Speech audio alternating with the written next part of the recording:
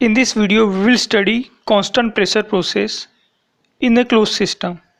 So again, we will consider our piston cylinder arrangement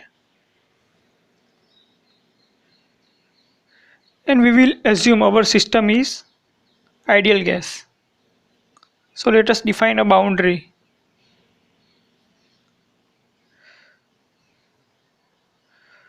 Now this time our piston is not fixed, so it can move up and down.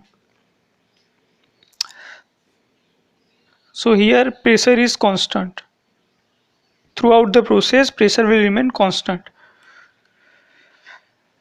And we will assume the process is reversible. It is reversible process. That means it is quasi-static and frictionless.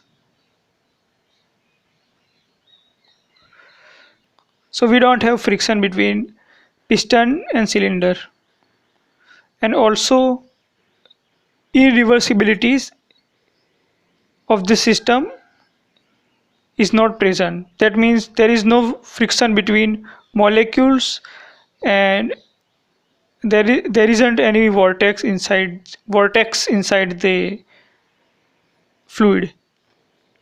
So all irreversibility is ignored. Now let us apply tiny amount of heat. Let us call it dq.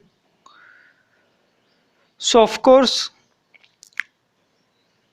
pressure and temperature inside this system, pressure and temperature of the system will tend to rise. However, as we haven't constrained this piston, it will move up in such a way that pressure of the gas will remain constant. Now as this volume increases, gas can take all these spaces and hence pressure inside the system will not rise. However, temperature will rise. Now this is an ideal gas, so we can use ideal gas equation. PV is equal to MRT. Here M is mass of the system. Now pressure of gas is constant, so we can write V proportional to T. So rise in volume will be directly proportional to increase in absolute temperature of this gas.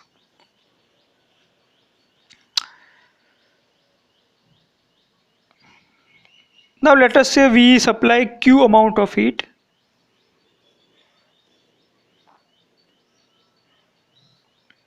to the gas, and because of that piston moves from this initial position to this final position. So let us take initial pressure and volume Pi Vi and final pressure and volume Pf Vf. Now of course Pi is equal to Pf is equal to, let us say, P. Pressure is constant throughout the process. Now we will plot all this process in PV diagram.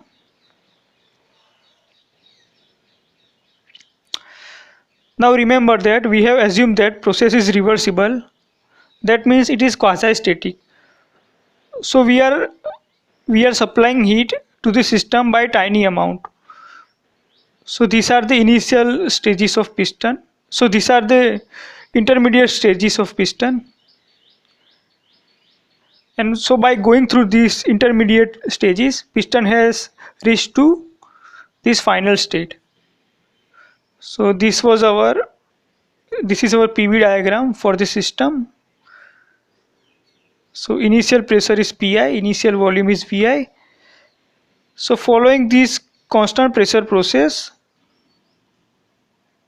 these are all the intermediate stages of quasi-static process, and this is our, so by following all these states, system will reach to its final position, that is volume Vf. Now area of this rectangle represents amount of work which is done by the system. Now this amount of work which is done by the system is utilized to raise the piston from initial position to final position and to push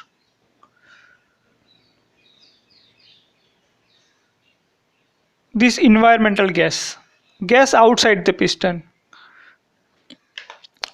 So we will calculate this work by integrating from our initial volume to final volume.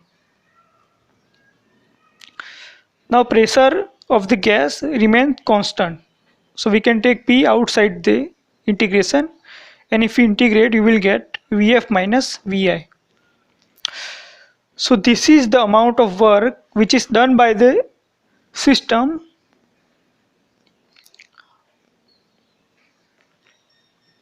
on the piston and environment.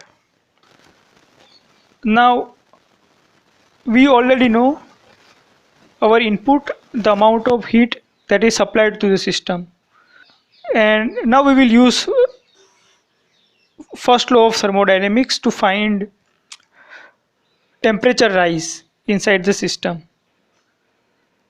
So delta U system is equal to heat supplied to the system minus work done by the system. So we know our input heat Q, and from this equation we can find W. Now for ideal gas we can write